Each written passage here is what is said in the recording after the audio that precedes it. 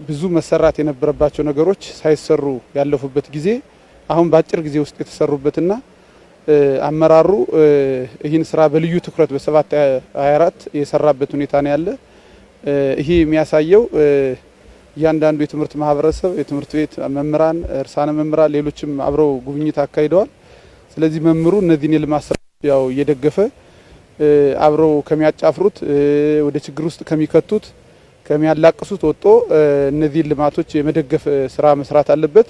የኛም ችግር የሚፈታው የቤትም ችግር ይሁን ከኢኮኖሚ ጋር ተያይዞ ያለ ችግር ሊፈታ የሚችለው ከባህር ማዶ ሆነው በአገር ውስጥም ሆነው በሀገራቸው ላይ ችግር የሚፈጥሩና የሚያላቅሱት ጋር አብሮ በመቆም ሳይሆን ስራን በውጤታማነት በመስራት በአጭር ጊዜ ውስጥ ደግሞ እኛም ጥያቄ ሊመለስ እንደሚችል አመላካቾች ስለሆኑ ጥሩ ነገር አይቻለሁ።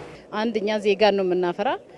የዜግነትን ዜጋን ብቁ ለማድረግ ደግሞ በጣም በጥሩ ሁኔታ መስራት ያለብን። ምክንያቱም ነገ እነዚህ ዜጎች ከኛ ኋላ ያሉ ዜጎችና እነዚህ ትውልድ ደግሞ በጣም መቅረጽ አለብን። እነሱ ስለ ሀገራቸው እያወቁ እንዲያድጉ እየተደረገ ያለውን ልማትን በእውቀትም ተጨምሮ ብዙ ነገሮችን በቃ እያስጨበጥን ማለፍ አለብኝ ብዬ ገምታለሁ። እኔ ደግሞ ባለውንበት ቦታ የተሰጠንን ኃላፊነት ከተወጣን ሁላችንም የልማቱ ተካፋይ ነን ብዬ አስባለሁ።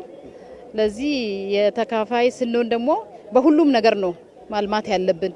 እኛም ባለን በሚመለከተና ያለንበት ቦታ ላይ እንግዲህ የምንጠየቀውን መወጣት አለብን ብዬ አስባለሁ። ስለ እውነት ለመናገር ጉብኝቱ እጅግ መልካም ነበረ። በጣም ድንቅ የሆኑ ስራዎችን በጉብኝቱ ተመልክተናል። ሀሳብ ወደ ተግባር የተቀየረበት በጣም በርካታ የአመለካከት ለውጦች የመጡባቸውን ተግባራት አይተናል። ብዙውን ጊዜ እንግዲህ በዚህ ልክ እድሉን አግኝተን አልጎበኘንም። ነገር ግን አሁን የከተማ አስተዳደሩ ትምህርት ቢሮና ከተማ አስተዳደሩ ባመቻቸው እድል መሰረት እነኚህን ድንቅ የሚባሉ ስራዎች ለመጎብኘት ችለናል። የተሰሩ ስራዎች ለነገ ትውልድ የሚቀሩ ዘመን ተሻጋሪ ስራዎች ናቸው። በዚህ አጋጣሚ በዚህ ልክ በትጋት ይሄን ውብ ስራ የሰሩ አመራሮችንም እጅግ አድርጌ አመሰግናለሁ።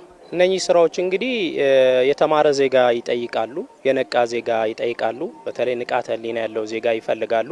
እንደ ምሁራን እንግዲህ ሚናችን ሊሆን የሚገባው የሀገር ግንባታ መሰረቱ ትምህርት ቤት ላይ ነው የሚጣለው፣ ትምህርት ላይ ነውና ስለዚህ እነኚህን መሰረተ ልማቶች ከግምት ያስገባ ትውልድ መገንባት እንዳለብን ኃላፊነት ይሰማኛል።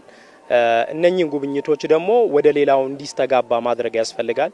እላይ የሚቀር ጉዳይ ሳይሆን እታች ተማሪዎች በሚፈጠርላቸው አጋጣሚ መጥተው እንዲጎበኟቸው ማድረግ፣ የተቀሩ መምህራንም ጉብኝቱን ቢያካሂዱ ደግሞ ይበልጥ በተጨባጭ እየተሰሩ ያሉ ስራዎች ዘላቂነት እንዲኖራቸው። ዘላቂነት ስንል እንግዲህ ግንባታዎቹ የተሰሩበት ጥራት ብቻ ሳይሆን እነኚህ ንብረቶች እነኚህ ፕሮጀክቶች የህብረተሰብ ናቸው።